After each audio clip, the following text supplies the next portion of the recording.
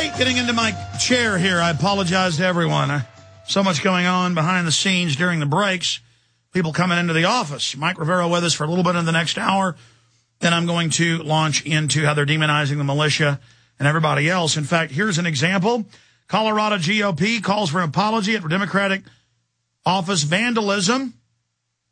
Turns out someone who worked for the Democratic Party went and attacked the Democratic offices. I mean, I haven't seen a case where a political office gets vandalized or where a swastika gets painted on a door where it isn't someone doing it for attention, whether they're black or Jewish or the Democratic Party. I mean, this just doesn't exist. I mean, I've never seen it.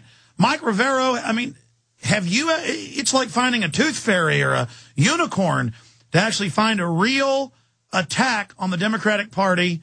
Von Brunn clearly was working for them. He'd been in federal custody in a mental institution for years with that other fake mental institution event with the dynamite he did at the Federal Reserve in '88. I mean, I've never seen a case. But here it is, Denver Post, totally staged, Mike Rivero. Well, I have come to the conclusion, I mean, the few times they actually catch the perpetrators of hate crimes, I mean, 99% of the time, it turns out to be a hoax to generate political sympathy or to build political support for a particular agenda. I am rapidly coming to the conclusion that there may not be any real genuine acts of terror in the world, because when somebody wants to effect a change, they need public support, and acts of terror destroy public support for whoever is blamed on them. So just like we had Israel that staged the hijacking and the raid on Entebbe to destroy sympathy for the Palestinians, I'm starting to reach the point where I think anytime there's a hate crime or an act of terror, it's more than likely going to be a fraud. Somebody's being framed in order to make them look bad. I mean, just as we're seeing the government plant agent provocateurs within protests and the anti-war movement and the truther movement in order to make us look bad, it's all a hoax. It's government by deception. Well, they're stealing trillions of dollars a month. They're going to have to commit crimes to blame them on us so they can use their force against us. They built the military force up. They've got to stage military attacks to say we're a military enemy, so they can have the rules of engagement to go up against us. You know, I thought about the film, 5 Days in September, won an Academy Award about the hostage crisis at the Munich Games. And at the end of the film, they have the head of German intelligence just come out and admit, oh, yeah, we staged all this. And then to let the Palestinians go, we staged a hijacking of a jet to let them go. And they just admit it like it's no big deal. That it's just, and no one gets in trouble. It's like, yeah, we staged it all. Ha ha, it's funny. Yeah, it is. It's all image manipulation. It's all manipulation of the people using the press. It's all for show. It's like during the first Iraq War, that whole thing about the nurse crying at the UN. They were stealing the incubators, leaving the premature babies to die. It was all a hoax. It is all government by deception. And here's the situation. The analogy I like to use is the Internet is the modern equivalent of Gutenberg's movable type printing. If you go back and you look at the social upheaval that attended the publication of inexpensive, easy-to-afford books, they went through Stay there. We got to finish on the other side. Direct to you and in your face. You're listening to the Alex Jones Broadcasting Network. Internal FBI training video and how it ties in to the provocateurs, the police state, the Stasi tattletale system. That's coming up. We're continuing with your calls. Mike, you were trying to know about the Gutenberg printable type. They tried to suppress it 500 years ago. Didn't work. I would say the Internet's a bigger development from that. You know, we know what the NSA and DARPA said back in the 70s. They called it worldwide wiretap.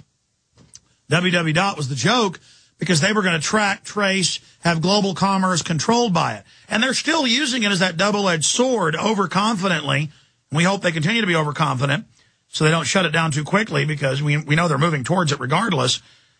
But now they're starting to lose their arrogance, which means they're more on their game. That's dangerous. I like the arrogance. I like the imperial hubris. But you can speak to that.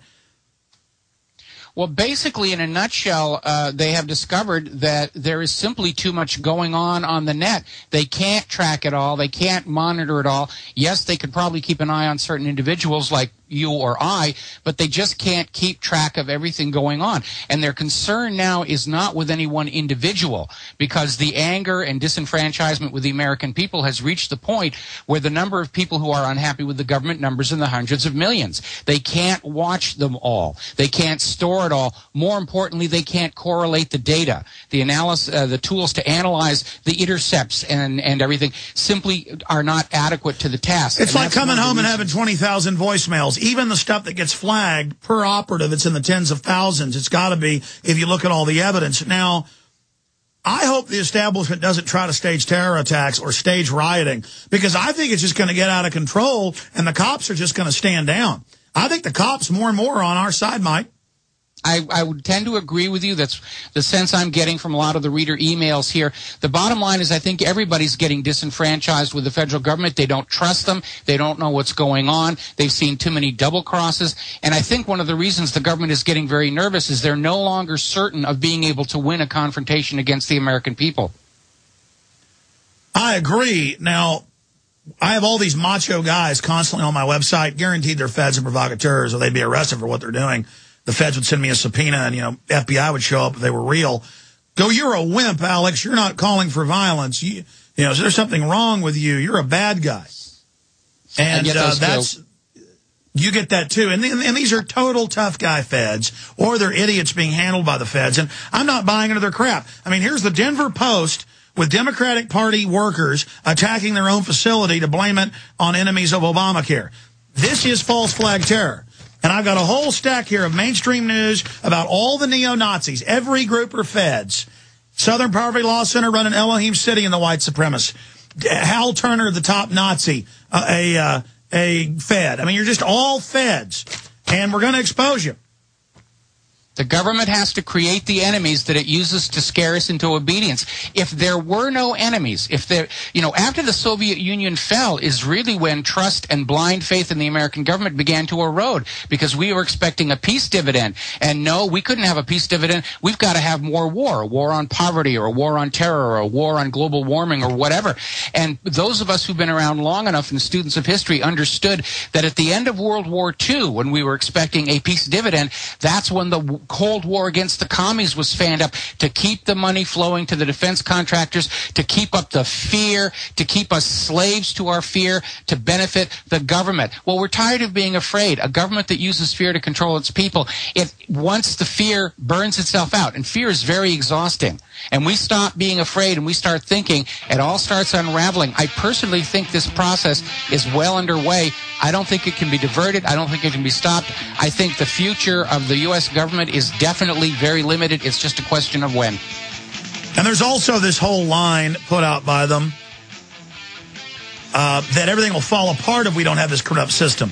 No, this is a parasitic system that's waging war against reality, against the free market, against Main Street. Stay with us. Your call straight ahead. Let me tell you a little bit about one of our great sponsors, HomeGain.com. This is the place to get you started buying or selling a home, finding a realtor, and getting any real estate questions answered. Go to HomeGain.com and see what I'm talking about. All you need to do is type in your home address, and you will get an instant free estimate of your home's value online. This is a great way to be able to monitor the value of your home. And again, it's absolutely free. There are tons of tools to help you. For instance, if you want to remodel your home, go to HomeGain.com. Use their Home Sale Maximizer to help you determine which home improvements can most increase your home's value before you put it on the market. For 10 years, these folks have been helping home sellers and buyers. Visit their link at Infowars.com. Look for Max, the orange Home Gain Gorilla, to help you with any real estate needs you might have. You'll love this site. It's HomeGain.com, HomeGain.com. Check them out today. Okay, what I'm going to do coming up in the next segment is I'm going to start just playing this FBI training video. And then after we're done analyzing it and this state of fear, this making the American people the enemy, then we'll go into the real history of the FBI, the real history of the feds, and what they're really doing so you understand what's really going on and how they want to make us violent. They want to provocateur. They want to cause that to happen. And we're also going to have HDTV, Mark Cuban's TV network station, in here filming what I'm saying and doing, so that should be interesting. They look like nice folks. They look like they're on a rabbit hunt in here. Let's go ahead and talk to Chris in Maryland. Chris, you're on the air with Mike Rivero. Go ahead. Hey, gentlemen. Good to hear you. I'm just reading on the Internet from various sources here that we need to, that I see that they're trying to divide and conquer possibly us, but the people themselves from getting the real news.